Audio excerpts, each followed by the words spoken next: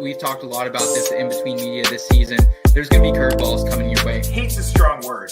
I dislike Kirk Cousins more than probably any other quarterback in the league. I get a little bit of that rookie-itis, I would have said, I would love some of what you're smoking. Even though I'm straight, I'm still stuck between an interpretation, what it all means. Can I make a difference for something different? My mind in prison, then I saw the vision.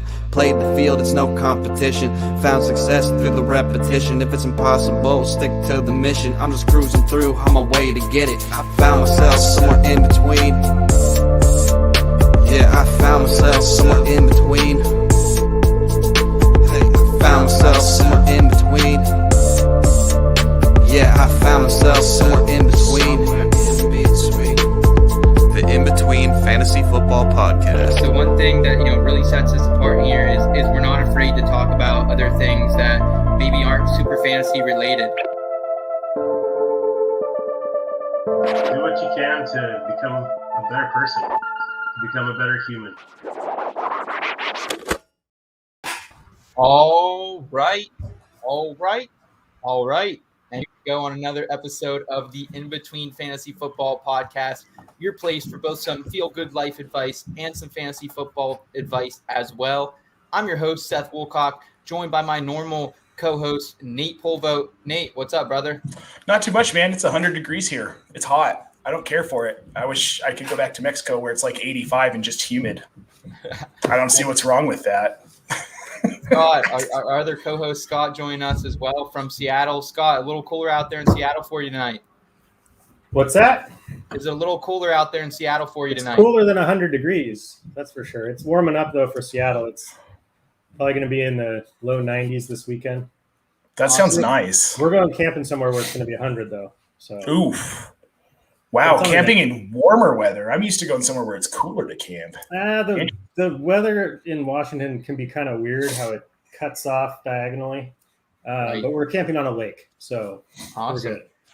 Awesome. Well, guys, we got a loaded episode for our listeners and our viewers tonight. We're going to talk a little bit about the Cam Akers injury, the Michael Thomas injury, also Aaron Rodgers. As it says on the board back there, he's back, baby. So we're going to discuss that as well, what it means for the Packers and their fantasy football assets moving forward. But guys, it has been a crazy busy offseason for us here in Between Media. Got a little bit of news we want to shake out there for our audience tonight.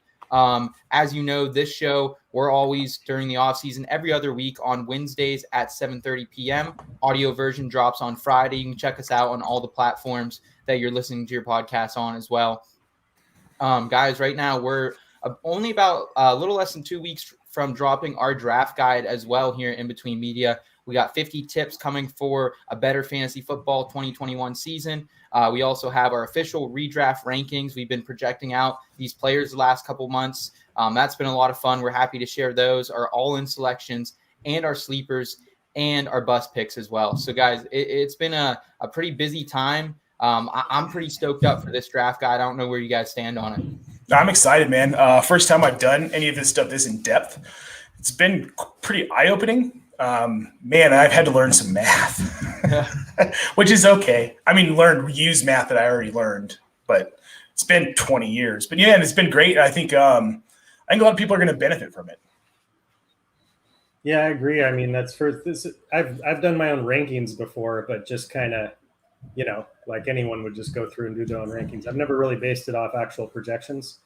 So doing this projections process has been a learning experience, but I've loved it. I love geeking out in Excel and using the functionality of that software, to tell me things. So the biggest takeaway I've had, I tweeted about it yesterday, was, I always have it in my mind that I think I want this player's going to go off, or this player's going to have this huge season because I want it to happen, or I really like this player. But when you start looking at these projections, like there's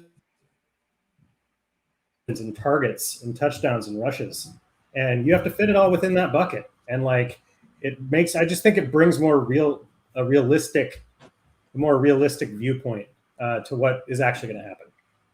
Or our best guess is too. Yeah, there are only so many plays in an NFL season for each of these teams. Luckily, they get 17 games this season, so we'll see how that plays out. Guys, it really has just been a wild last 2 weeks since the last time we did the podcast. So I think we should jump right into our first segment of the night, headline hijinks.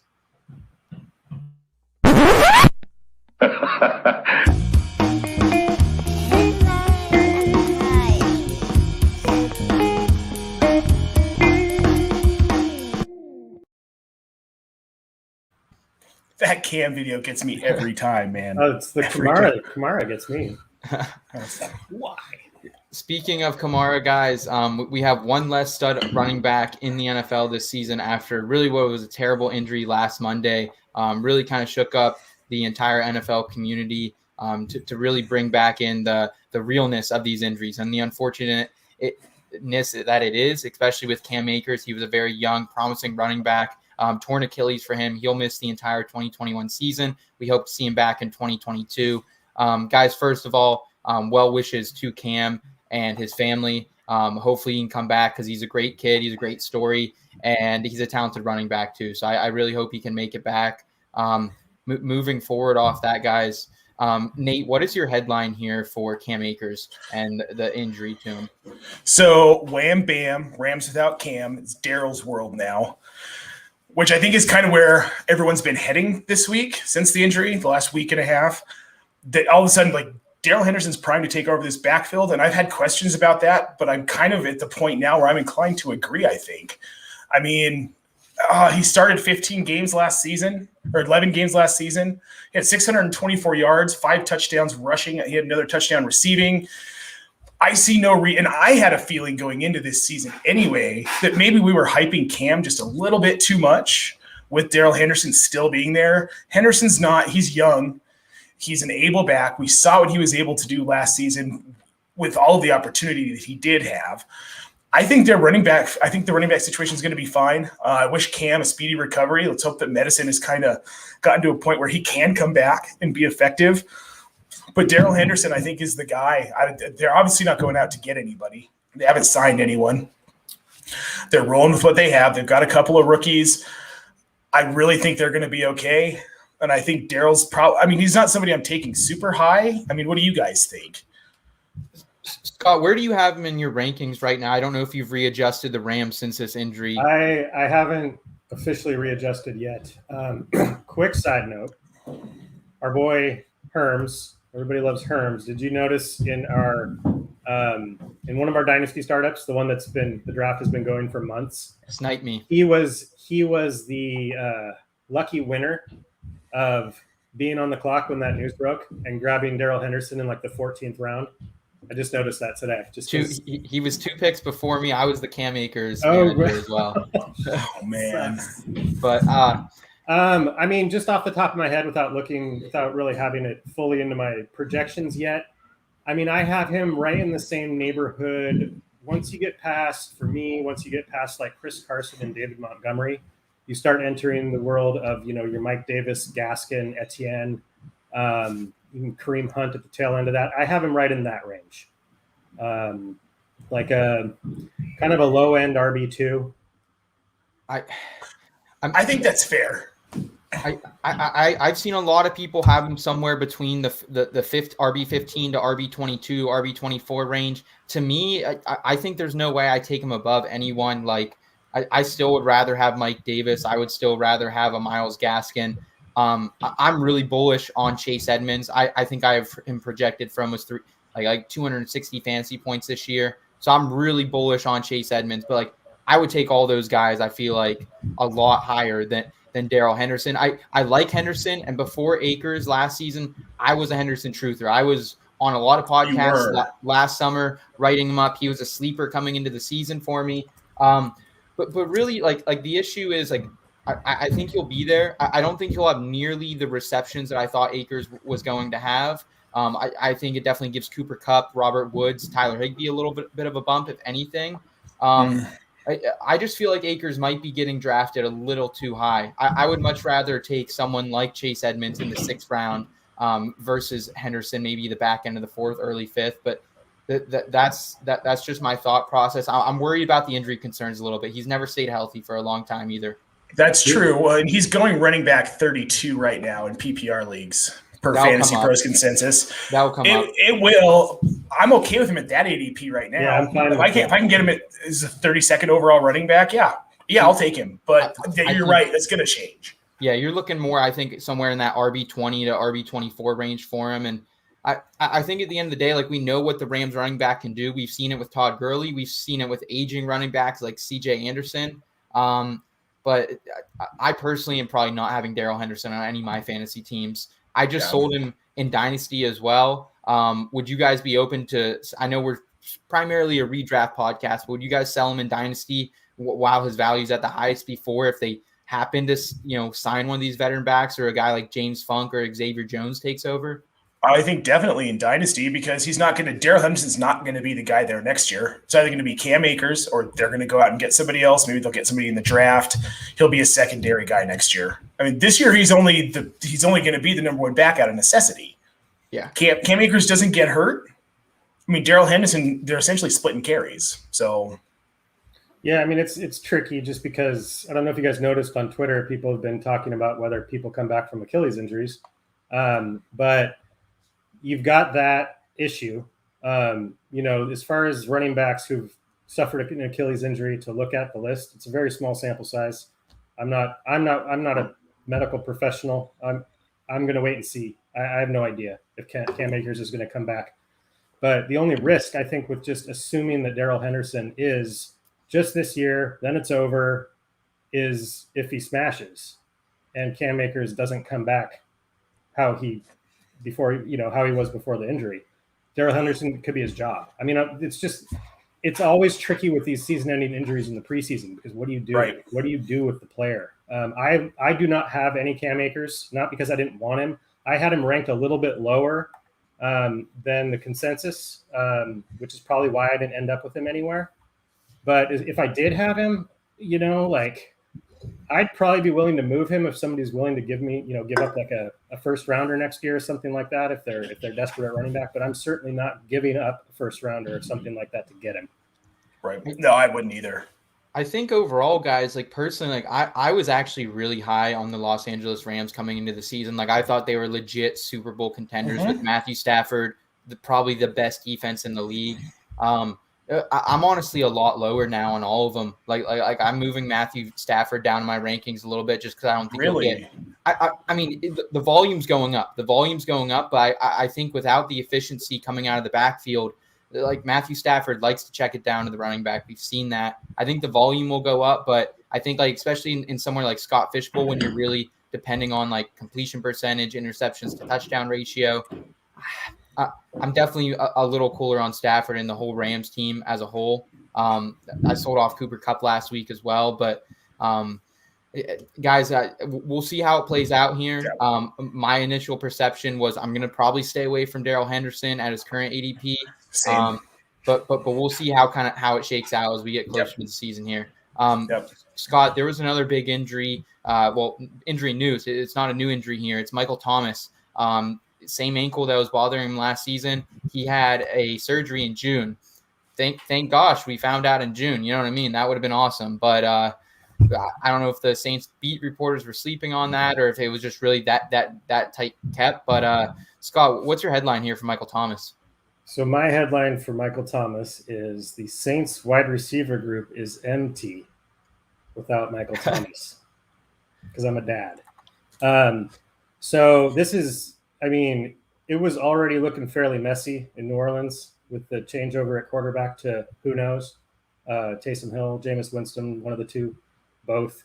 So it was already looking kind of messy. You got Kamara, obviously he's going to reap in the targets. Then you had Michael Thomas, but you didn't have a lot beyond that. And now no Michael Thomas. So regardless of who's QB, I can't imagine it doesn't give a Kamara a bump in his targets. But man, that wide receiver group. The two names that are there right now, at least, are Traquan Smith and Marquez Callaway. So both of them are way down in the rankings lists. Hold on one second.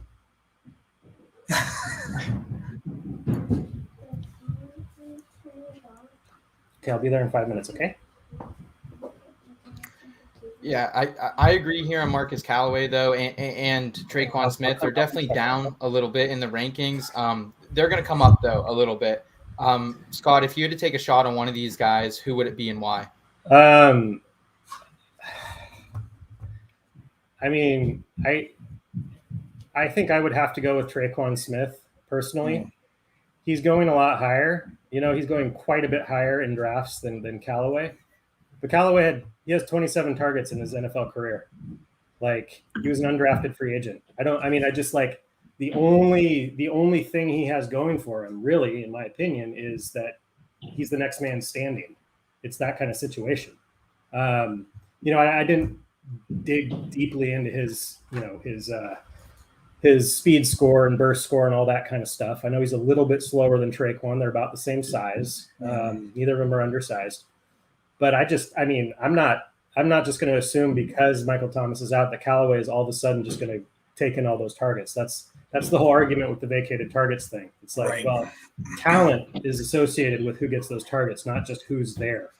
So I think I would go Traquan Smith. Honestly, the pass catcher I want in New Orleans right now is probably Adam Troutman, the tight end. But it's the same situation. He has 17 career NFL targets. So right.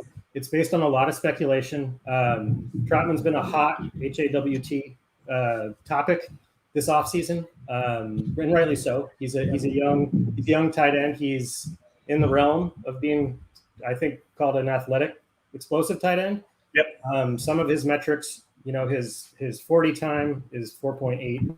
He's like 50th percentile in his burst score, so that's not great. But his agility score is 97th percentile, and which that measures quickness in short areas. So I think he has potential, and I think he's more likely to benefit due to his talent from Michael Thomas being gone than Callaway. Nate, yeah, where are you kind of hearing the New Orleans mess we're looking like? Because it really is a mess from the QB situation down now. No, it is a mess. So here's kind of where I'm at. Now with Michael Thomas gone, the only person I really feel that I can go after in that offense is Alvin Kamara. Because we still don't know who the starting quarterback is going to be. We're assuming it's Jameis Winston, but it may or may not be. And if it's Taysom Hill, I'm still a little bit scared of Alvin Kamara in that situation. I find it hard to believe that it'll be Taysom Hill in a full-time starting role, and they've got Jameis Winston. And the other thing with the wide receivers, too, they signed Chris Hogan. And I know that's not a big-name signing. It's kind of the route that I figured they would go. I thought they might even go after someone like Golden Tate, which they didn't. Just kind of disappointed to see. But Chris Hogan's a talented receiver. He shows up when he's needed. He was pretty good in New England. He wasn't great with the Jets, and then I don't remember where he was. I think he was with the Jets last season, and he was in Buffalo for a little bit. But the guy does take some targets away, and he's really good at stretching the field. He's quick. He's a quick receiver. So don't discount that. Yeah, I think right now, like for me personally, I'm bumping up Traquan a little bit. He's one guy I might be not reaching for, but definitely someone that I'm considering here in the draft. Adam Troutman, it is speculation, but he has he's at 39.1% college dominator rating. And Nate, I know you always give me shit about the dominator rating, and for those of you who aren't familiar with that, what that is, the dominator rating is they're taking your yards, your total yards for a season, your receiving yards compared to a team's total offensive passing yards. So he had about 39% of his in his last season there in college of his team's yards. So, obviously he's not a guy who's going to jump off the page right away. He only has a 17 targets. And I know a lot of people kind of get a little bit of hate for, the Cole Kmet love out there. It's kind of a similar situation with even less experience. So I understand that. I personally think Alvin Kamara, this is bumping him up for me, though. I will say that Alvin Kamara is my RB2 right now. I think anyone's a fool. If you want to make the argument for Dalvin Cook, that's totally valid. But I think Kamara is at least a top 3 back at this point. What do we think about this? So Bo McBrayer, the newest member of In Between Media, whoop whoop. Latavius Murray is the ad here. How do you feel about that? Latavius is relevant now. He's relevant. I felt like at the before this news, Latavius was a guy, like I was definitely taken behind that whole like definitely behind the whole Gus Edwards, Nyheim Hines, all those kind of RB2 satellite type backs. I was definitely taking him behind that. Latavius Murray, to me, he's definitely like he's not an RB3 at this point to me, but he's like a high-end RB4. Like he's going to be somewhere probably at the end of this between like RB37 and RB40, I imagine. I can see that. But we could definitely see like some Alvin Kamara in the slot, maybe some 2-back sets. Sean Payton's going to get creative. He's going to use the talent he has. That is the one thing we know here, Nate, is that Sean Payton will not let this team die. I don't think they'll be that good. I think they're maybe a 9-8 team or so, but I think he's still going to get the job done for fantasy. Yeah, I mean, I can't disagree with that. All right. Last news here to touch on today, Nate, is Aaron Rodgers. As you can see on the board, Rodgers is back, guys. Kind of a crazy saga. And the reporting, the Big J journalism on this was kind of all over the place too. Last week we heard reports that Rodgers might retire this week. Instead, though, we see Rodgers show up to training camp. Looking like a classic boss. Dunder Mifflin t-shirt with the shades on, looking like a true homie. My headline for this, guys, is, and if you know his girlfriend now, this will make sense. If you don't know his girlfriend, this won't make sense. The headline here is "The Fault in Our Star Quarterback." No, hey, say it right. It's not just girlfriend. Fiance. His fiance. Yes. She was the actress in The Fault in Our Stars, though. So that was the headline there. But really, guys, I think the big fantasy takeaways here, Dynasty, that's a whole other discussion here. Rodgers is going to be gone after 2021. That's what his new deal that is reports right now is likely he'll be out of Green Bay after 2021. He didn't want money. He wanted leverage. He actually came out earlier today or yesterday. I can't remember what day it was. Today. But, and he had an interview, and he was super candid about why he's upset, and you can't blame him. It seems like the way the organization kind of treated some people definitely rubbed him the wrong way. But as far as fantasy is concerned here, guys, congratulations to you if you took Rodgers in a Superflex league, or if you drafted Devontae Adams already in a best ball league, or any type of early redraft you were doing. Like, those guys are steals right now. I do expect overall Rodgers to come down a little bit. Last year he had a 9% touchdown rating. I mean, that's the highest of his career. That's going to come down. The last 2 years he had around a 4.5. So I'm expecting probably somewhere around 7. I think he's still going to be very good. Guys, where are you at on these Packers players right now? Nate, starting with you, man. Yeah, I'm pretty high on him because I think Aaron's pissed. I think Aaron wants another Super Bowl. I think Aaron wants to show them exactly why they should have been nicer to him and throw it in their faces and leave. I think this is a team that, I mean, they were one game away from the Super Bowl, and they very well may be one game away from the Super Bowl again this year. They might even make it to the Super Bowl this year. Wouldn't surprise me. They could have made it last year if they would have trusted him instead of kicking a field goal too. Which, man, did any of you guys see the Jeopardy where the guy didn't know the final Jeopardy answer?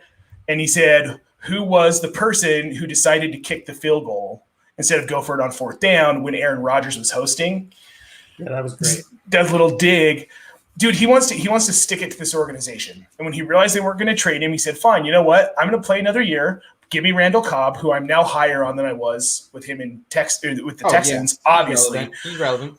Aaron Jones, I think, I'm not as worried about his production at this point now.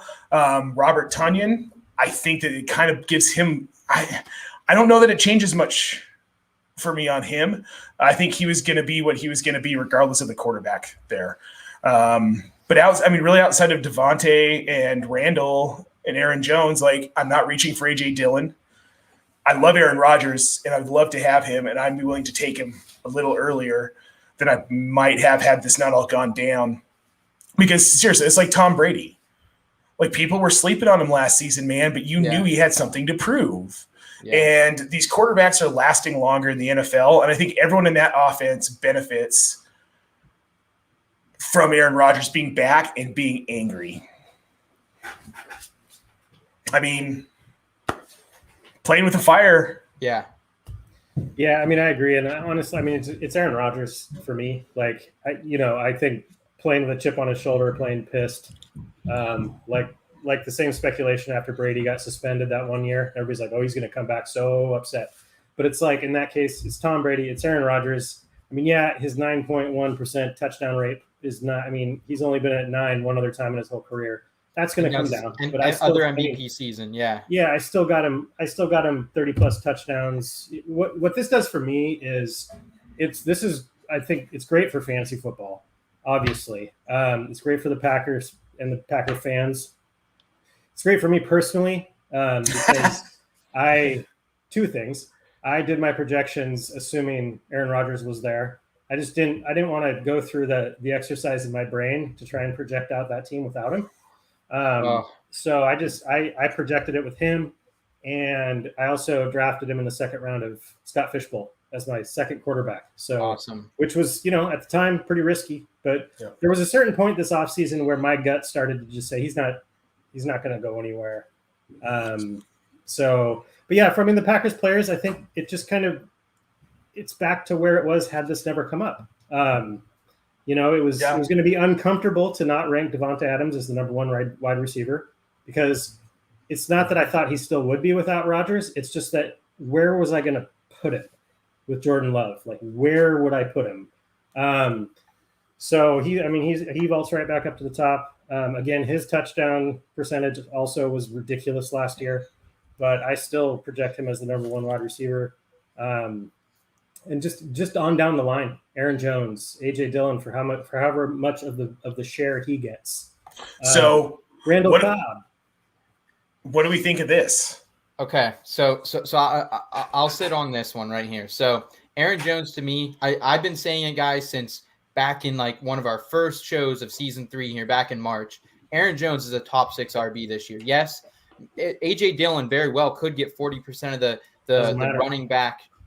The rushing attempts here, and I'm okay with that. But yes, Aaron Jones is going to see the most targets probably of his career. I don't see A.J. Dillon as a receiving threat here at all. So I think Aaron Jones is going to have a lot of receptions. Like, I'm looking for more of an Alvin Kamara type of season. Like, yes, he's might not break 1,000 yards rushing. I still haven't projected for 1,000, but definitely not as many rushing yards. And the touchdowns are going to come down. We saw 15 the year before, 9 last season. So right now, those are likely to come down. I think they will give some goal line work to A.J. Dillon, but I'm okay with losing some of those rushing touchdowns if the receptions and the receiving yards and touchdowns can follow. Yeah, A.J. Dillon's like an NFC James Robinson. I agree. Yeah. I think that's a really good comp for him there, Scott. Last thing I'll kind of say on this is, Nate, I think you were maybe a little low on Robert Tonyan. I think he might surprise people. He's another guy, if you look at his dominator rating in college and just some of these metrics. So like he is the real deal, I think.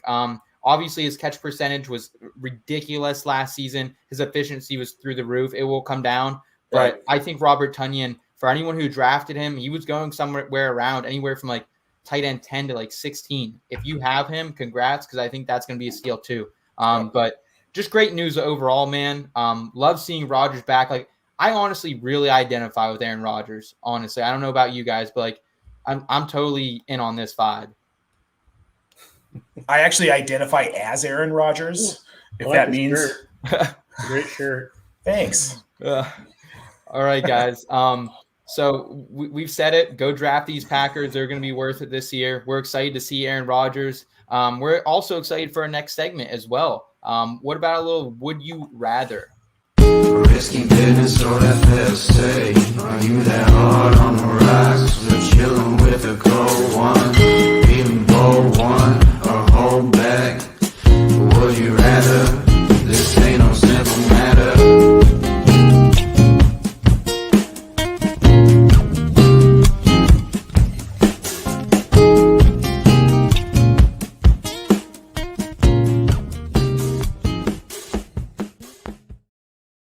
All right, real quickly, want to give a shout out to our guy Nate Miller at Ism.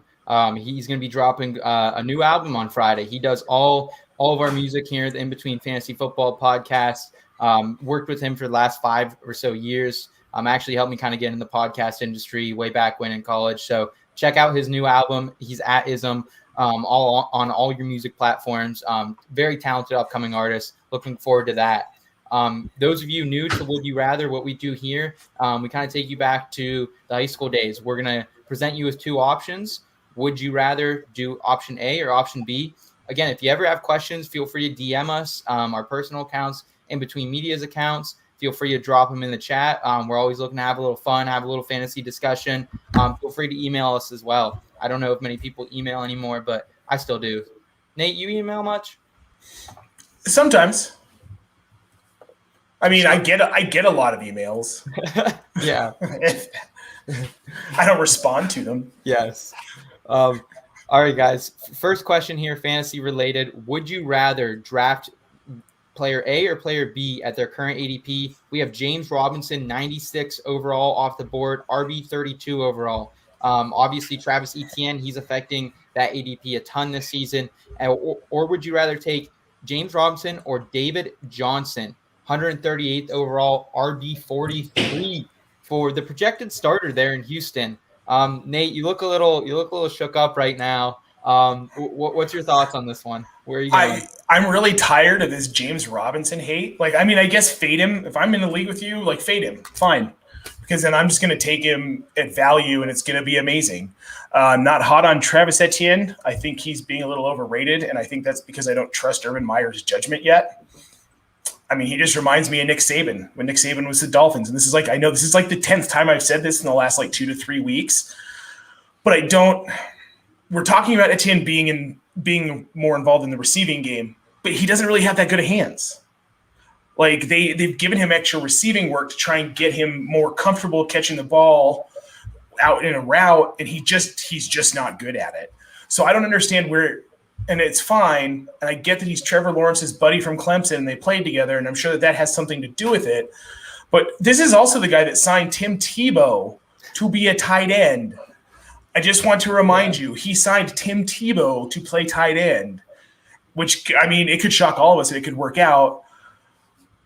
But Travis Etienne ain't it.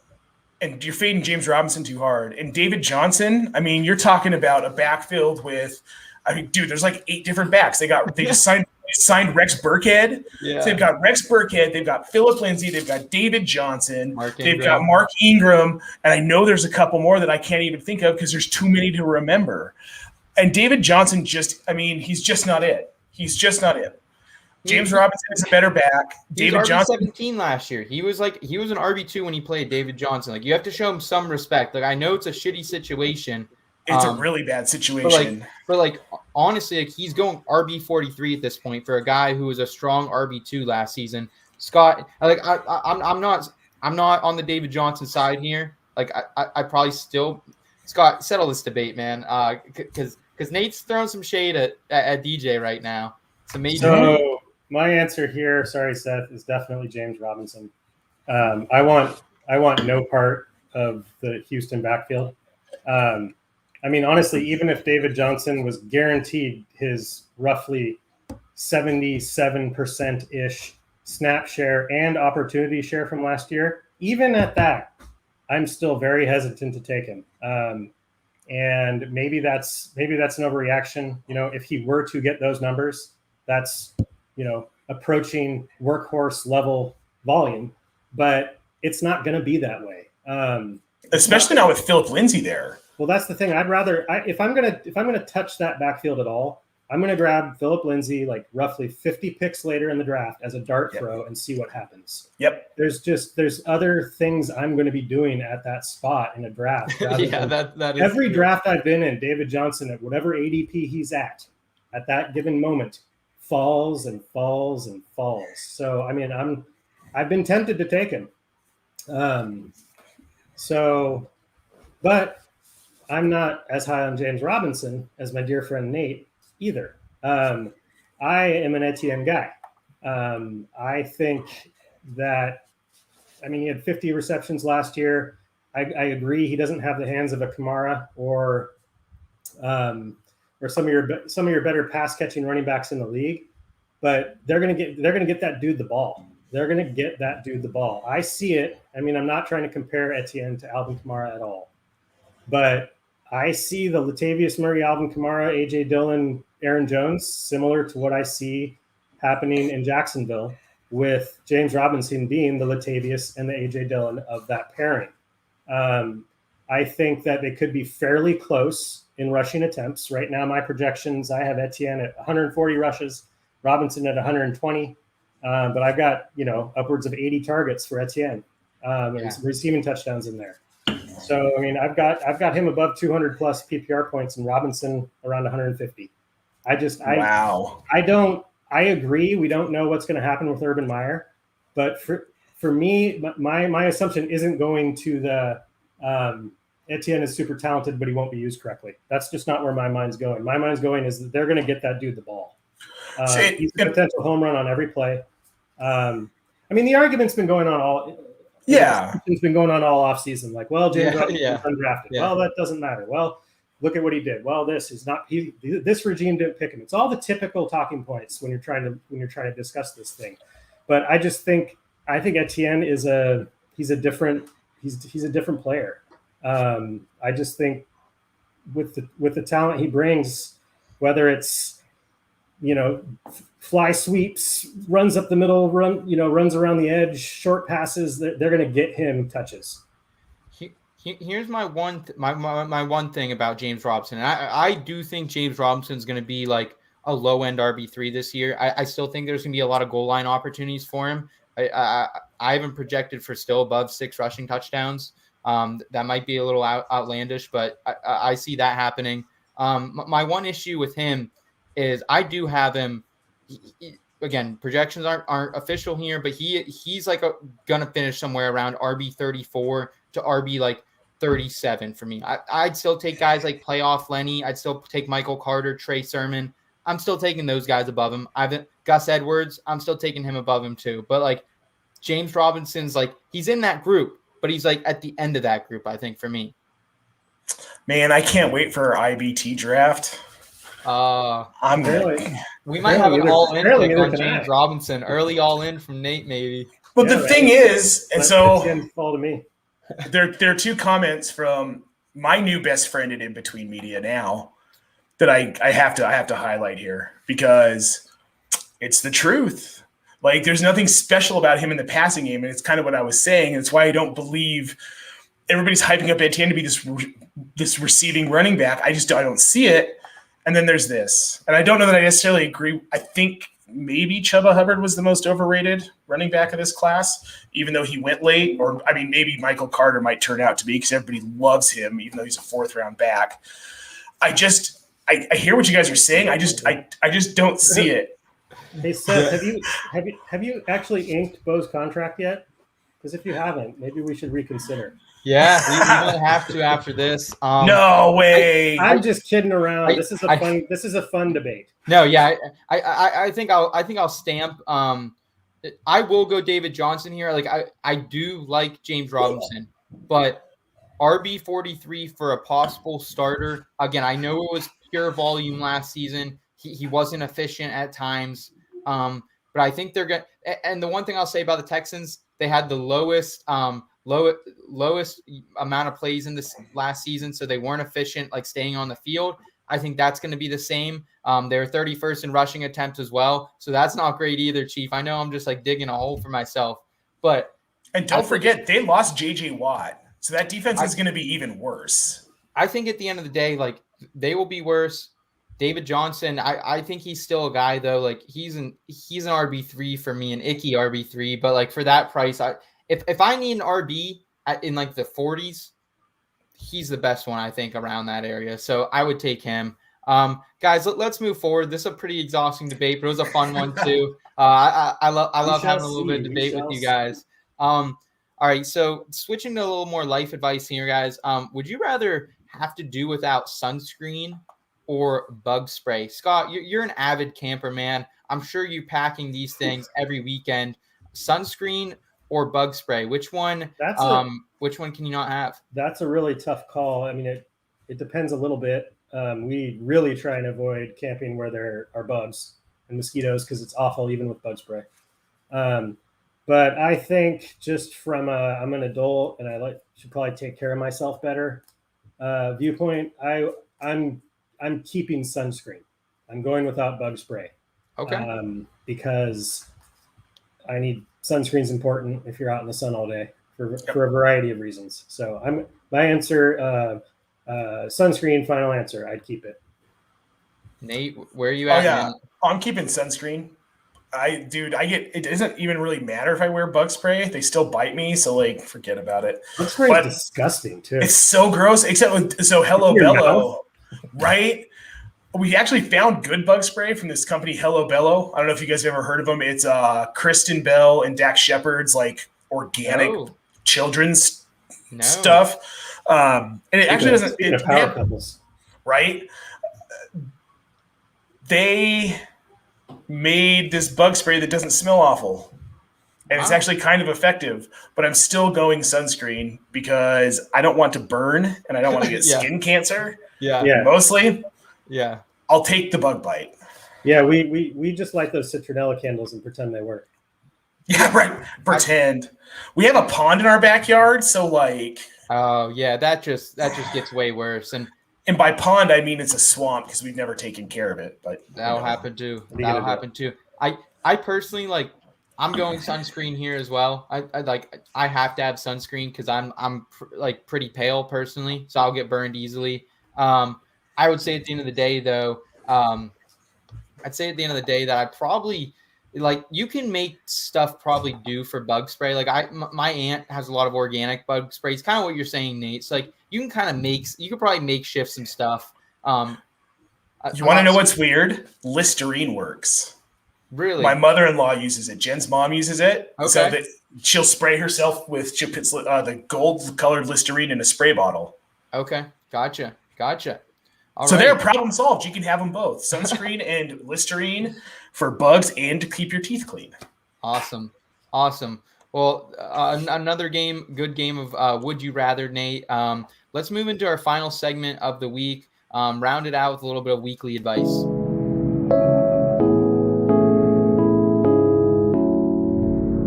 Weekly advice.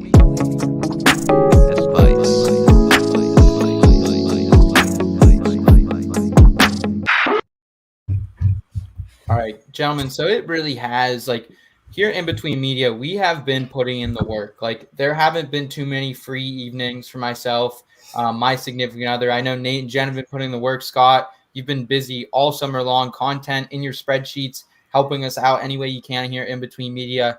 But with that being said, we have our draft guide launching second week of August. So we're excited about that. What's some advice, though, that we can give to our listeners and our viewers about how we move forward towards the back half of our summer and really kind of soak it in while we can? Scott, starting with you, man. I feel like you and your family, you're always kind of trying to get out and do some stuff and really take in the summer. So what can our listeners and viewers take away from this?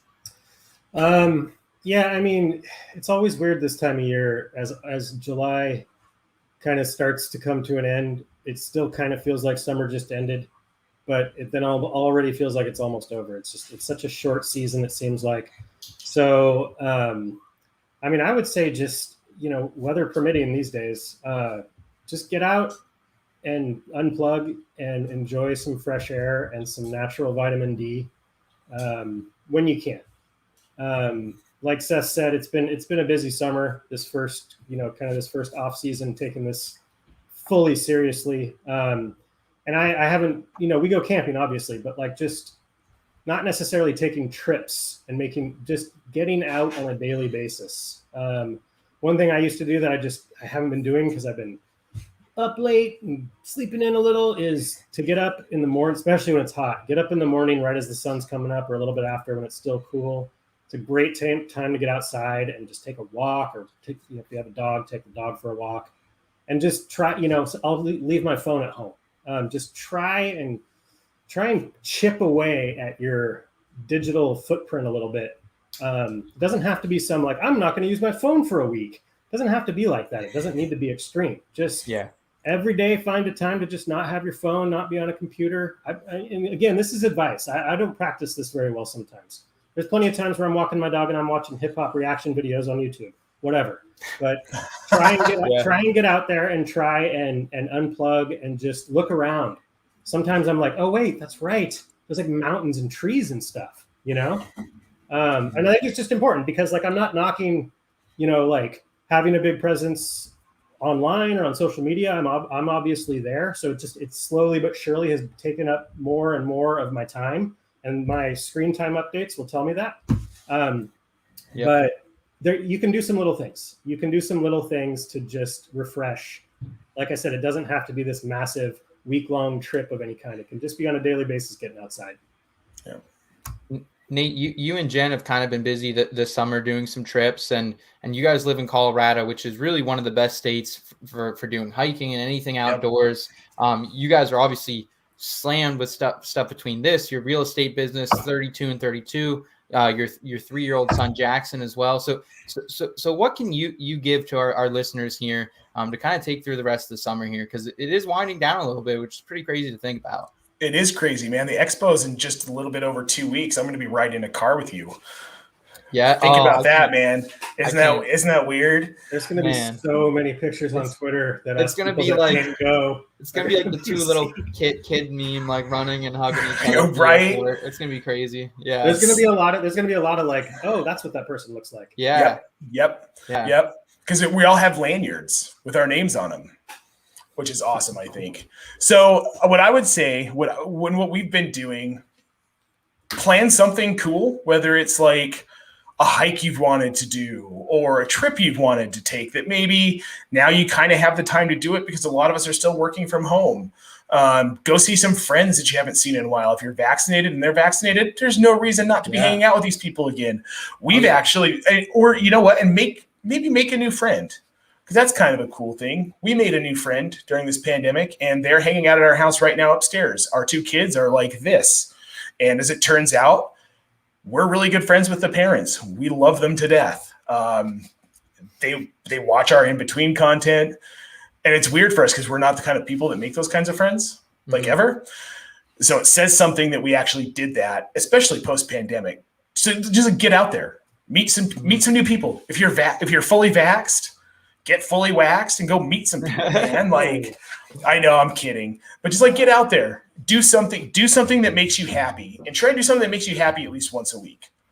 At the minimum, even though life is crazy, get out there and do something that you love that makes you happy once a week, and plan it, because then you get to think about how awesome it is that you get to do that before you even get to do it. Hell yeah. Appreciate that, man. No, I think that's a great way to put it here, Nate. Definitely like whether you're a content creator, whether you're just going through the daily motions of life and have a full-time job and a family, or whatever your situation is, there's always going to be these moments in life when it can seem a little overwhelming. And like Scott said, like one of the best things to do is just like leave your phone at home, go walk around your neighborhood. Like it really is a beautiful world out there. And I know COVID really, tried to keep us all inside, and whatever you're doing now, like technology's become such a big part of our lives. So my big advice is just like, if you can afford it, and if you can, like, if you have the time, like I know towards the end of August, like I'm just going to totally have a day where I unplug, go do whatever I want, go to a restaurant I want, go play some Frisbee golf with Katie, and just have a fun time. Like we I think sometimes we get so caught up in everything that's going on in life, and that's part of it. Like we stay busy, we have aspirations, and I know our audience does as well. So like that's part of it, but just try to slow down a little bit, soak it in while you can, because before too long, Nate's going to be sitting over there complaining that it's -20 rather than 100. Dude, there's no in between here. No, I can imagine. Guys, thank you for another great episode of the In Between Fantasy Football podcast. A reminder that when the season comes back, we will be a weekly podcast. So we're excited for that. We got a whole season full of content coming for you. Again, our draft guide's coming out in just a couple of weeks, so hang tight with us. We'll have some more updates on that for you soon as well. If you're on YouTube, if you want to hit that subscribe button, that'd mean the world to us. Thank you so much for all the support, guys. It really has been overwhelming at times, and we love doing this, and I love doing it with you guys. Honestly, wouldn't trade for the world. Yeah, man. Love it. Yep. Looking forward to going every week. That means there's football. Yes, football is approaching, everyone. Until then, keep it in between. We'll be back in 2 weeks.